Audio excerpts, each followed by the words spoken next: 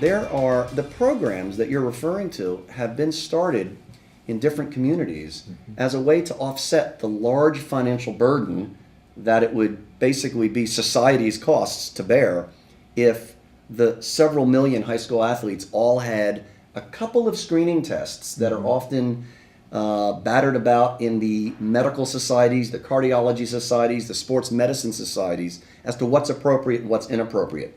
And specifically, the two tests I'm referring to are the electrical, the EKG, that takes about 1 minute to do in an office. It's non-invasive. It's putting a few electrodes on the chest and measuring the heart's electrical activity. And the other test is called the echocardiogram. What that is an ultrasound of the heart. And the way I like to teach people what that is, everyone has known a woman who's pregnant who has an ultrasound on their baby. This is the exact same test on the heart. Again, non-invasive.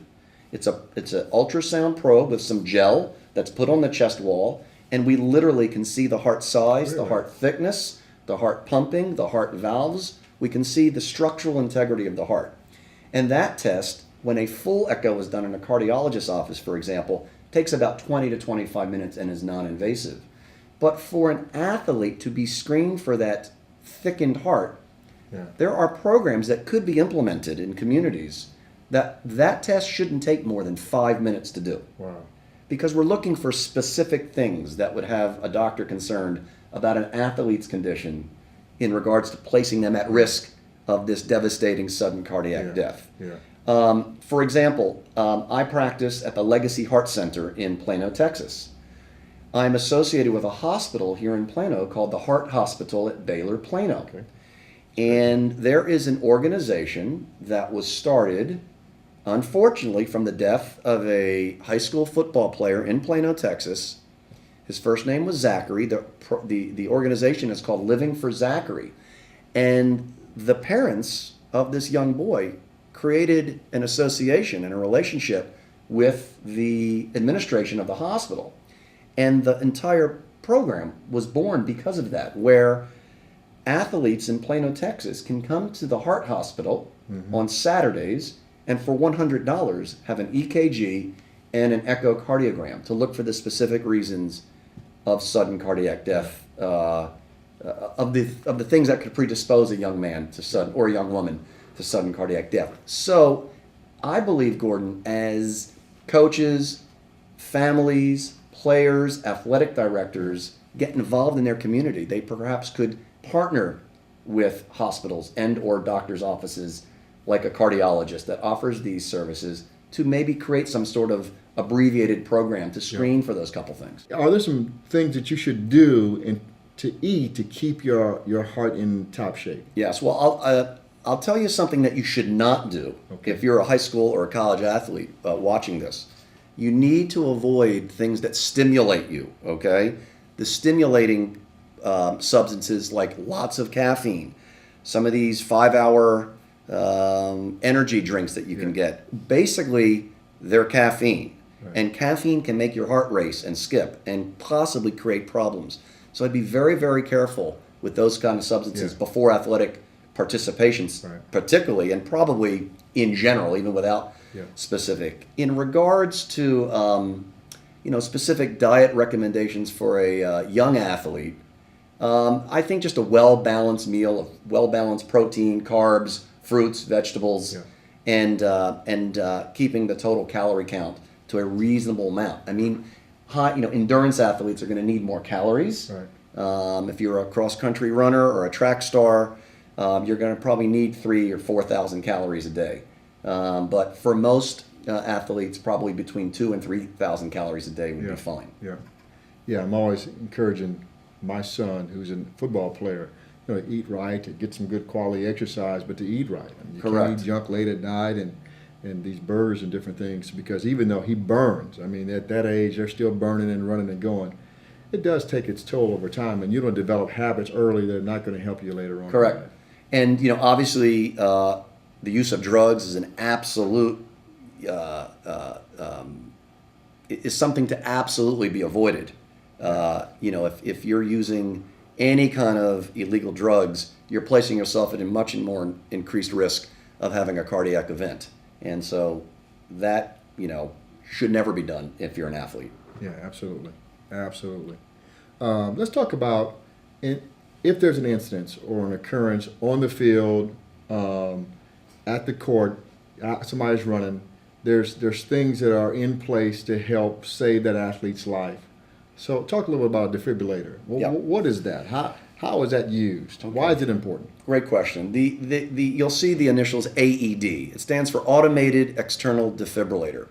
And what that is a device that can be bought commercially and can be put, it's in a little carrying case like a lunchbox. Yeah.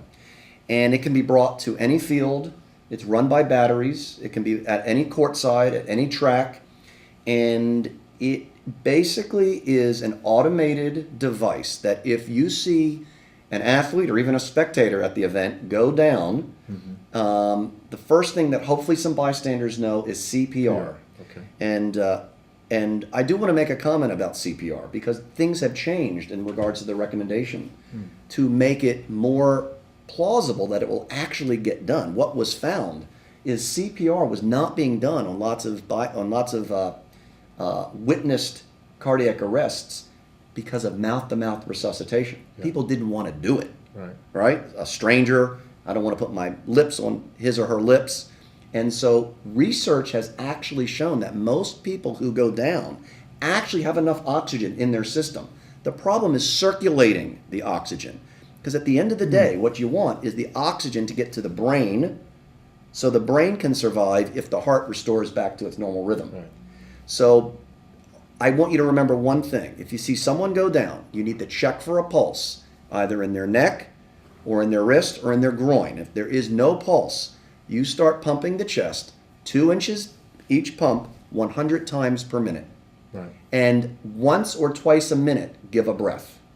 We don't need to give a breath every 5th pump. It's about circulating. Right. While that's happening, if this AED is available, it's 2 patches.